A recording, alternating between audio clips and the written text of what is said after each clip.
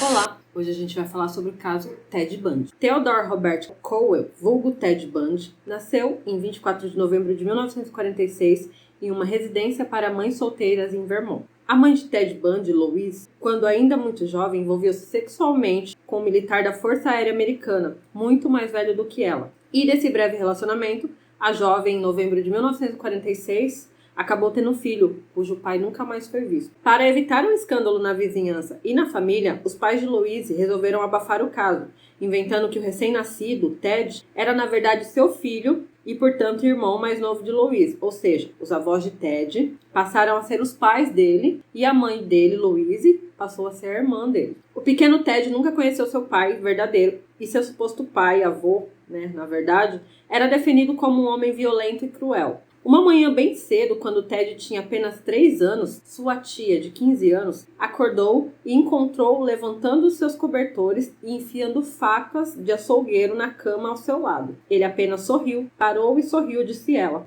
Mandei-o sair do quarto, levei as facas de volta para a cozinha e contei à minha mãe o que havia acontecido. Lembro-me de pensar naquela época que foi a única que achou isso estranho. Ninguém fez nada. Ocorre que os pais de Ted não eram amistosos. O jovem criou-se assistindo o seu avô espancando a sua avó inúmeras vezes. Agressões físicas e verbais faziam parte da rotina familiar. Visando evadir-se desse contexto truculento, em 1950, Louise e Ted mudaram-se para Tacoma, em Washington, onde ela conheceu e se casou com John Bundy, em maio de 1951. Na época, Ted tinha 5 anos de idade. Não faltaram esforços para o padrasto de Ted, o John Bundy, tentar aproximar-se do menino, mas todo o seu empenho foi inútil, pois Ted não aceitava o fato de ter sido separado de seus pais para viver com sua irmã. Deve-se frisar que não ventilava na sua cabeça a hipótese de o seu pai afetivo ser, na verdade, o seu avô. Daí toda a sua incompreensão. Em sua nova cidade, Ted Bundy era considerado uma criança tímida, solitária e bastante insegura. Passava todo o seu tempo cuidando de seus irmãos mais novos e torturando animais, comportamento juvenil comum entre psicopatas. Ted sofria bullying na escola onde estudava, mas apesar disso mantinha uma desenvoltura acadêmica brilhante. Era o melhor aluno do colégio, só que, apesar das boas notas na escola, a ficha de Ted estava cheia de observações de seus professores em relação ao seu temperamento explosivo e imprevisível. Com o passar dos anos, passou a ser considerado por seus conhecidos como um rapaz inteligente, educado e elegante. Trabalhou desde cedo, apesar de nunca ter mantido estabilidade em seus empregos. Em 1967, aos 21 anos, Ted se apaixonou por uma garota de classe mais alta que a dele, ou seja, uma garota de status social mais elevado do que o dele. Esquiavam, viajavam, um namoro como tantos outros. Foi o grande amor da vida de Ted. Mas, um ano depois, ela o dispensou, rejeição da qual ele não se recuperou. Depois de perder o gosto pelos estudos e amargar uma depressão, tentou ainda manter contato com ela de forma obsessiva, mas a jovem não tinha mais nenhum interesse no relacionamento. Para agravar sua precária situação emocional, foi nesse mesmo ano que Ted descobriu que sua irmã Louise, na verdade, era sua mãe, e que seus avós não eram seus pais. Depois da descoberta, tornou-se mais frio e com uma maior necessidade de estar no controle. Sua busca em ser o melhor em tudo parecia interminável. Ele retomou os estudos e graduou-se em psicologia com honra ao mérito. Com 23 anos, achou uma nova companheira, Maggie Anders. Ambos passaram a morar juntos e acabaram casando e tendo um filho. Entretanto, Ted mantinha contato com sua primeira namorada. Começou a estudar direito e trabalhava em campanhas políticas para o Partido Republicano e em 1970 chegou a ser condecorado pelo Departamento de Polícia de Seattle. Em 1973, durante uma viagem para o Partido Republicano, Ted e a sua primeira namorada se reencontraram na Califórnia. Ele fez de tudo para reconquistá-la e conseguiu, só para logo depois descartá-la da mesma maneira que ela havia feito com ele no passado, talvez para satisfazer o seu ego narcisista. Maggie Anders nunca soube do duplo relacionamento e a moça da Califórnia não ouviu mais falar dele. Agora os crimes, tá? Eu vou apresentar aqui meio que uma linha do tempo com os crimes por ordem para ficar mais fácil a compreensão. A primeira moça que eu vou citar aqui chama-se Linda Hill, de 21 anos, e ela foi a primeira vítima do Ted. Em 31 de janeiro de 1974, ela desapareceu de sua residência em Seattle, deixando lençóis ensanguentados e uma camisola manchada de sangue pendurada em seu armário. A polícia ainda não tinha nenhuma evidência persuasiva de qualquer padrão, mas isso não demoraria a aparecer. Depois, a várias quadras de distância, a jovem Susan Clark foi assaltada, agredida com um cacetete em sua cama algumas semanas antes, mas sobreviveu aos ferimentos e se recuperou.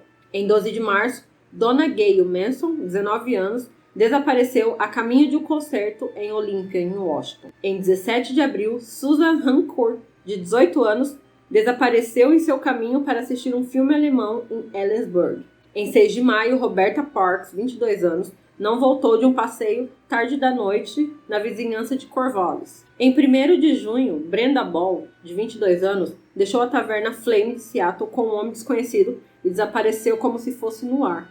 10 dias depois, Georgian Hawkins, de 18 anos, entrou para a lista de mulheres desaparecidas perdida em algum lugar entre o apartamento do seu namorado e sua casa na Irmandade em Seattle. Agora os detetives tinham seu padrão. Todas as mulheres desaparecidas eram jovens, atraentes, com cabelos escuros na altura dos ombros e repartidos no meio. Em suas fotos colocadas lado a lado, elas poderiam ser consideradas irmãs, algumas até gêmeas. Os investigadores de homicídios ainda não tinham um corpo, mas recusavam-se a alimentar falsas ilusões de um final feliz para o caso. Havia tantas vítimas e o pior ainda estava por vir. Em 14 de julho, uma multidão reuniu-se nas areias do lago Sammamish para aproveitar o sol e praticar esportes aquáticos de verão. Quando o dia terminou, mais 2 nomes seriam anexados à crescente lista de mulheres desaparecidas. Uma era Janice Ott, de 23 anos, e Denise Naslund, de 19 anos, cada uma desaparecendo da vista de seu grupo de amigos, mas dessa vez a polícia possuía um tênue indício. Pessoas que passavam pelo local lembram-se de ver Ott conversando com um homem que usava tipóia, aquele apoio, né, para quem machuca o braço, para deixar o braço imobilizado. Essa aí é a tipóia. E escutaram-no apresentar-se como Ted. Com esse relatório em mãos, os detetives descobriram outras testemunhas femininas que foram abordadas por Ted no lago Sammamish. Em cada caso, ele tinha pedido ajuda para prender um barco à vela ao seu carro. As mulheres com sorte tinham recusado, mas uma tinha seguido Ted até o local onde estava seu pequeno Fusca da Volkswagen, mas quando elas chegaram até o local em que o Fusca estava estacionado, não havia barco à vela nenhum. E a explicação que Ted dava às moças era que o barco teria de ser retirado de uma casa no alto da montanha, o que levantava suspeitas, induzindo elas a deixarem o estranho. A polícia agora tinha uma boa descrição da presa e de seu carro.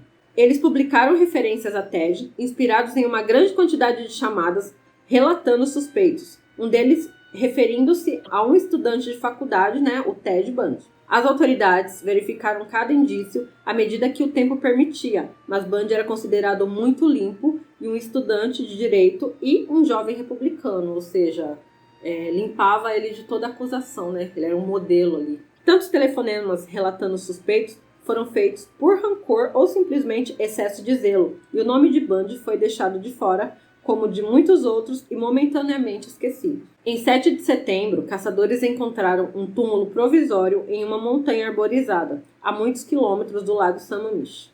Foram solicitados registros dentários para finalmente identificar os restos de Janice Ott e Denise Naslund.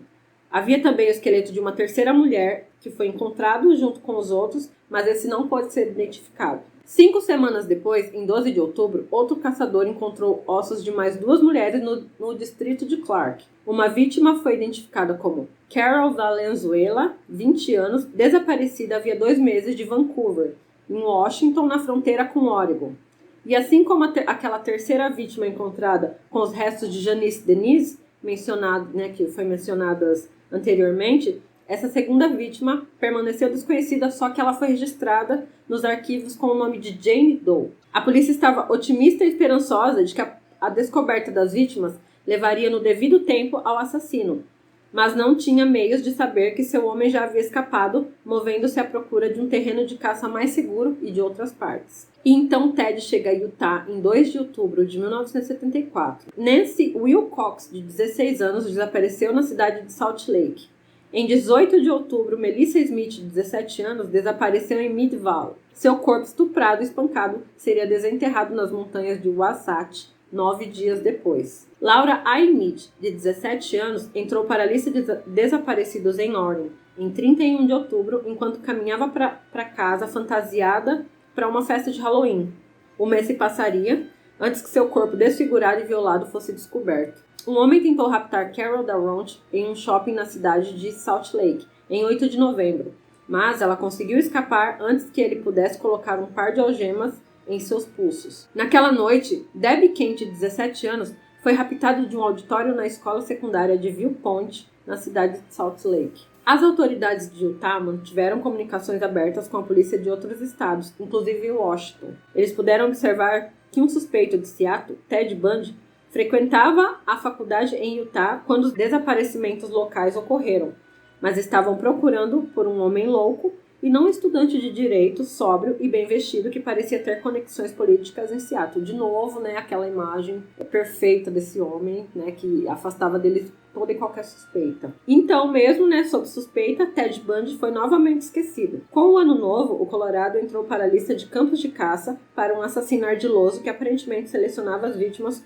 por seu estilo de cabelo. Karen Campbell, de 23 anos, foi a primeira a desaparecer em um alojamento de esqui em Snowmass, em 12 de janeiro. Seu corpo estuprado e quebrado seria encontrado em 17 de fevereiro. Em 15 de março, Julie Cunningham, 26 anos, desapareceu a caminho de uma taverna em Vail. Um mês depois desse dia, Melanie Cooley, de 18 anos, foi dada como desaparecida enquanto andava de bicicleta em Netherlands. Em 1º de julho, Shelley Robertson, de 24 anos, foi acrescentada à lista de desaparecidas em Golden. Seu corpo foi encontrado em 23 de agosto, descartado em um poço de mina. Então houve a primeira prisão. Em 16 de agosto de 1975, o sargento Bob Hayward fazia uma patrulha de rotina próxima a Salt Lake County quando avistou um veículo suspeito. Como Bob era um morador antigo da região, ele conhecia quase todo mundo, né? Essa é a vantagem de morar em cidade pequena. Você conhece todo mundo, você, né, se é uma pessoa, inclusive um patrulheiro, né, sabe quem veio morar na casa ali, sabe quem saiu, foi se mudar para outro lugar, então tinha nessa conexão, ele conhecia todo mundo, isso é muito bom. Então, como ele era um morador antigo da região e ele conhecia quase todo mundo e nunca viu falar daquele Fusca, né, nunca tinha visto aquele Fusca amarelo antes, ele seguiu, né, o carro, deu sinal para que o motorista parasse e este apagou as luzes do farol e acelerou mais, ou seja, pegou, deu fuga. Hayward pôs a perseguir o veículo, que finalmente encostou em uma parte da estrada. O sargento pediu a identificação e a carteira de motorista que mostrava Theodore Robert Bundy como proprietário do carro. Ao verificar o interior do veículo, notou que não tinha o banco de trás e ali identificou diversos itens suspeitos, como uma barra de ferro, um par de meias de nylon com buracos para os olhos, uma máscara de esqui, cordas, algemas, fios, um picador de gelo e material para arrombamento. O porta-luvas revelou recibos de gasolina e mapas que ligaram o suspeito a uma lista de resorts de esqui no Colorado, incluindo Vail e Snowmass. Bundy foi imediatamente algemado e preso por suspeito de roubo. Em outubro de 1975, Carol Darroch foi convidada para fazer um possível reconhecimento no Departamento de Polícia de Utah. Em uma fila de 7 homens, reconheceu Bundy como o homem que havia abordado em novembro passado, e seu testemunho foi suficiente para indiciá-lo em uma acusação de tentativa de rapto. Em 23 de fevereiro de 1976, houve o primeiro julgamento pelo sequestro da Carol Darroch. Bundy se sentou de uma maneira relaxada no tribunal, confiante de que ele seria considerado inocente das acusações. Ele acreditava que não havia provas suficientes para condená-lo, mas estava enganado. O juiz passou o fim de semana analisando o caso antes de entregar o veredito. 2 dias depois, iria considerar Bundy culpado e então o condenar a 15 anos por prisão, com possibilidade de condicional por sequestro agravado e tentativa de homicídio. Na prisão, Bundy foi submetido a uma avaliação psicológica solicitada pelo tribunal. No livro A Stranger Beside Me, Annie Rule, uma das psicólogas que o avaliaram, disse que Bundy foi diagnosticado como psicótico neurótico, vítima de doença cerebral orgânica, alcoólatra, viciado em drogas, que sofre de uma personalidade desajustada, um tipo de amnésia, depressivo e com um desvio de conduta sexual. Os psicólogos concluíram que ele tinha uma forte dependência por mulheres e deduziram que ele tinha um medo de ser humilhado em qualquer relacionamento com elas. Enquanto Bundy estava detido na prisão, os investigadores tentaram coletar provas que o ligassem ao assassinato de Carrie Campbell e Melissa Smith. Fios de cabelo encontrados em seu carro foram examinados por peritos do FBI, que concluíram que eram similares aos cabelos das vítimas. As marcas de ferimentos deixadas na cabeça de Campbell também combinavam com a barra de ferro encontrada no Fusca de Bundy. No fim de 1976, ele foi formalmente acusado pelo assassinato de Carrie Campbell, no estado do Colorado. Ted Bundy não fez questão de ter um advogado e decidiu se defender sozinho, sendo seu próprio advogado. Estava completamente confiante de que conseguiria convencer o júri de sua inocência.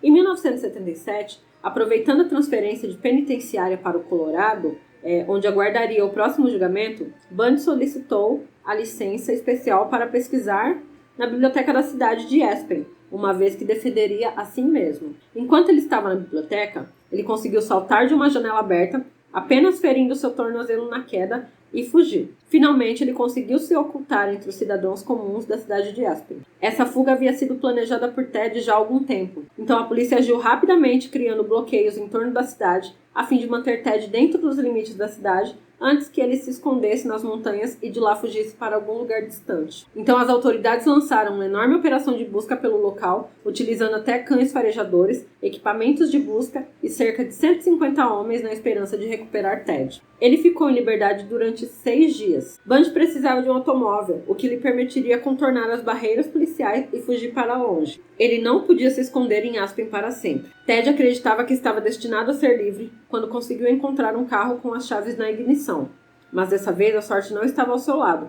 Ao tentar fugir de Aspen, o veículo foi interceptado como sendo roubado, e Ted Bundy foi capturado outra vez. A partir de então, ele foi condenado a usar algemas nas mãos e grilhões nos pés enquanto conduzia sua pesquisa na biblioteca em Aspen. No entanto, Bundy não era o tipo de homem que gostava de ser amarrado.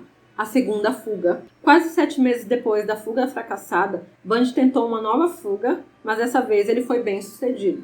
Em dezembro de 1977, foi conduzido para uma outra célula no presídio Garfield County. Ele conseguiu identificar uma abertura de um duto de ventilação no teto que levava para dentro do armário de um zelador no almoxarifado. Então Ted se arrastou até lá e se sentou. Esperou tranquilamente até ter certeza de que o prédio estava vazio, e em seguida saiu calmamente para fora pela porta da frente. Quando descobriram que o prisioneiro não estava mais em sua cela na Garfield County, ele já estava longe. Em 1978, instalou-se na Flórida sob a identidade de Chris Hagen e alugou um apartamento de apenas um quarto em Tallahassee. Nessa cidade, ninguém sabia nada sobre ele ou sobre o seu passado. Na noite de 14 de janeiro de 1978, Ted voltou a agir, invadindo a casa da fraternidade Chi Omega, vestido de preto e armado com uma pesada clave de madeira. Cat Klein também foi atingida. Ali atacou Karen Chandler, de quem quebrou os dentes, a mandíbula e o crânio, além de esmagar-lhe os dedos e ter provocado vários cortes. Cat Klein também foi atingida. Estava viva, mas em péssimas condições. Tinha lacerações e furos por toda a face, seus dentes estavam quebrados, a mandíbula fraturada em 3 locais e mostrava a marca de uma chicotada no pescoço. Quando a polícia chegou ao local, constataram que Lisa Levy, de 20 anos, e Margaret Bauman, de 21 anos, estudantes moradoras da fraternidade, estavam mortas e foram atacadas enquanto dormiam. A necropsia revelou que Lisa havia sido espancada na cabeça com um pedaço de pau, estuprada e estrangulada. Sua clavícula esquerda estava fraturada. Encontraram também marcas de mordidas na sua nádega esquerda e no mamilo direito. Dentro da vagina da garota, encontraram um frasco de spray para cabelo. A necropsia de Margaret Bauman mostrou que ela havia sofrido os mesmos tipos de ferimento fatais de Lisa, mas não tinha sido mordida ou estuprada, e sim estrangulada com uma cinta-liga encontrada mais tarde no local do crime. Nem Lisa nem Margaret mostraram sinais de lutas com seu agressor. Naquela noite, a polícia trabalhou bastante. Ainda quando atendiam as estudantes da fraternidade Chi Omega, chegou outro chamado de um local não muito longe dali. Outra moça foi atacada. Sherry Thomas sobreviveu mesmo depois de sofrer 5 fraturas no crânio, fratura na mandíbula e deslocamento do ombro esquerdo. Sherry Thomas ficou surda permanentemente e jamais voltou a conseguir manter o equilíbrio por causa de danos neurológicos. A única evidência válida que encontraram foi uma máscara de esqui aos pés da cama. Em 6 de fevereiro, Ted roubou uma van e dirigiu para Jacksonville. 3 dias depois, Kimberly Leite, 12 anos, desapareceu na vizinhança da escola. Ela foi encontrada na primeira semana de abril, com seu corpo descoberto próximo ao Suwanee State Park. Alguns dias depois, Ted Bundy aproximou-se de uma menina chamada Leslie Parmenter, de 14 anos, enquanto ela esperava que o irmão viesse buscá-la na escola. Ted disse ser do corpo de bombeiros e perguntou se a garota estudava na escola ao lado. Mas Leslie era uma menina bem preparada para enfrentar a violência, pois era filha do chefe de detetives da polícia de Jacksonville. E estranhou o fato de o bombeiro estar trabalhando a paisana, ou seja, ele não estava com traje, ele não estava vestido de traje de trabalho, ele não estava com o uniforme de trabalho dele. Estava com uma roupa normal, né?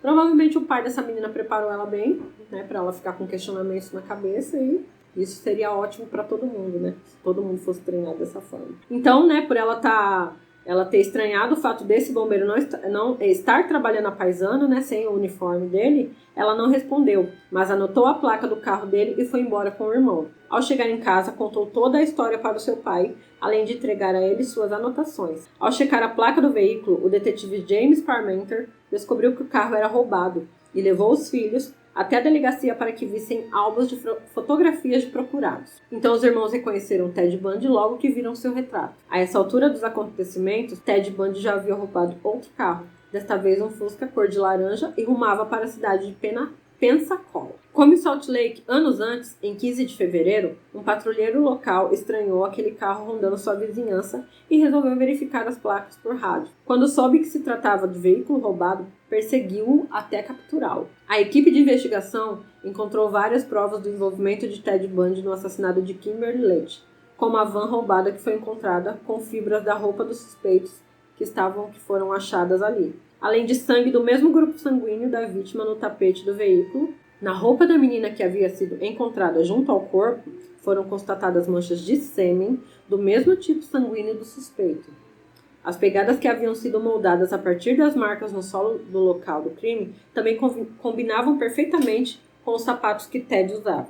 E, enfim, os julgamentos. Em 31 de julho de 1978, Theodore Robert Bundy foi acusado do assassinato de Kimberly Leach. Logo depois foi acusado também das mortes de Lisa Levy e Margaret Bauman, da fraternidade Chi Omega. Foram marcados 2 julgamentos para Ted Bundy, o primeiro para 25 de junho de 1979, em Miami, pelos crimes cometidos na fraternidade, e o segundo para janeiro de 1980, na cidade de Orlando, pelo assassinato de Kimberly Lee. Em Miami, Ted Bundy defendeu-se sozinho. Ele era muito arrogante e autoconfiante em sua habilidade em convencer o júri de sua inocência, mas estava completamente enganado. O testemunho de Nita Neary, que o reconheceu como o homem que descia as escadas da fraternidade com um pedaço de pau na mão, e o testemunho técnico do odontologista Dr. Solviron destruíram suas mentiras. Enquanto o odontologista estava depondo, ele descreveu as marcas de mordidas encontradas no corpo de Lisa Levy e mostrou fotografias em escala natural tiradas na noite do assassinato. As fotos foram comparadas com moldes odontológicos de Bundy e combinavam nos detalhes únicos e individuais de cada ser humano. Para ele não havia nenhuma dúvida de que o autor daquelas mordidas em Lisa Levy era Ted Bundy. Então, em 23 de julho de 1979, depois de quase 7 horas de deliberação, o júri considerou Ted Bundy culpado. O réu ouviu seu veredito sem nenhum sinal de emoção. Ele também foi considerado culpado dos ataques contra Cat Kleiner e Karen Chandler. No estado da Flórida, é habitual o julgamento ser realizado separado da condenação. Uma semana depois da audiência para sentenciamento, a mãe de Ted, Louise Bundy, foi ouvida e pediu pela vida do filho, mas em nada adiantou. Ele foi condenado à morte em cadeira elétrica. Em 7 de janeiro de 1980, iniciou-se o último julgamento de Ted Bundy, agora pelo assassinato de Kimberly Leach. Dessa vez, ele não se defendeu sozinho. O trabalho foi feito pelos advogados Julius Africano e Lynn Thompson. A estratégia era provar a insanidade do acusado. Sempre isso, né? Mostrar que a pessoa é louca e não sabia o que estava fazendo.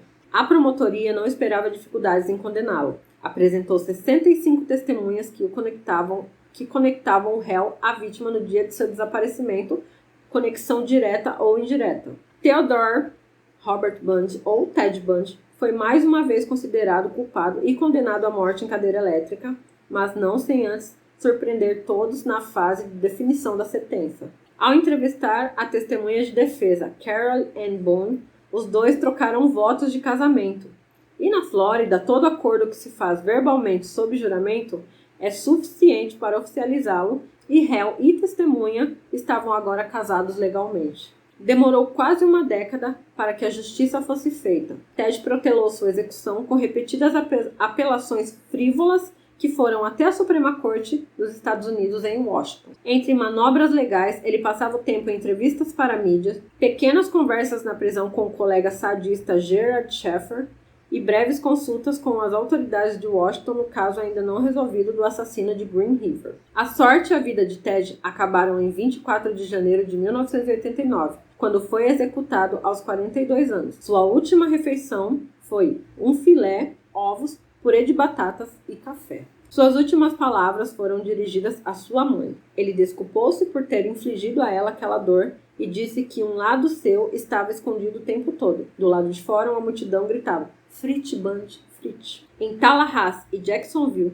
os habitantes se levantaram na hora da execução para acenderem uma vela em comemoração à sentença justa para o homem que matara várias de suas meninas. Por ironia, foi uma mulher de longos cabelos negros repartidos ao meio que baixou a chave que ligou a cadeira elétrica e deu fim à sua vida. Mas existem alguns casos não resolvidos.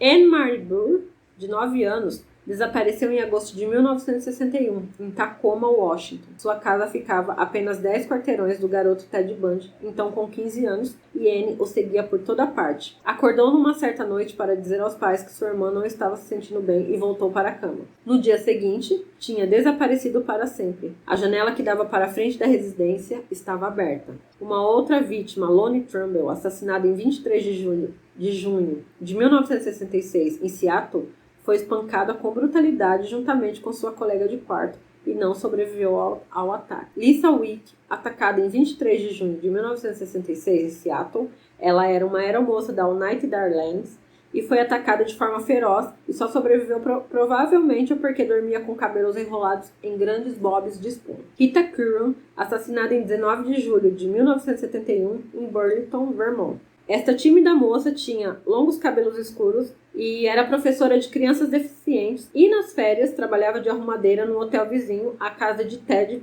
onde Ted nasceu. Seu corpo nu foi encontrado por sua colega de quarto. Ela foi gravemente espancada, estrangulada e estuprada. Tem um padrão aí, né? Catherine Mary Devine tinha 15 anos e foi vista pela última vez em Seattle, em 25 de novembro de 1973, pegando uma carona rumo ao Oregon. Em 6 de dezembro de 1976, um casal que passeava no Parque McKinney deparou-se com o que parecia ser os restos mortais de uma pessoa. Então eles chamaram a polícia e depois de examinada pelos médicos legistas, essa moça foi identificada. Segundo o relatório da necropsia, morreu logo após iniciar sua jornada. A decomposição do corpo dificultou o estabelecimento da causa-mortis, mas evidências sugerem que ela foi sodomizada e estrangulada. Também é possível que sua garganta tenha sido cortada, e sempre se acreditou que ela tivesse sido mais uma vítima de Ted. E em 2002, quase 30 anos depois de seu assassinato e 13 anos depois da execução de seu suposto assassino, estas vítimas, essas pessoas foram oficialmente retiradas da lista de pessoas mortas por ele. Exames de DNA efetuados em amostras de sêmen guardada por 3 décadas ligaram um crime ao outro condenado, William E. Cosden Jr., de 55 anos. Ele foi condenado em 1976 e cumpriria a sentença de 48 anos por estupro em Washington. Então, gente, esse foi o caso Ted Bundy. Espero que vocês tenham gostado. Muito obrigada para quem assistiu até aqui. Valeu!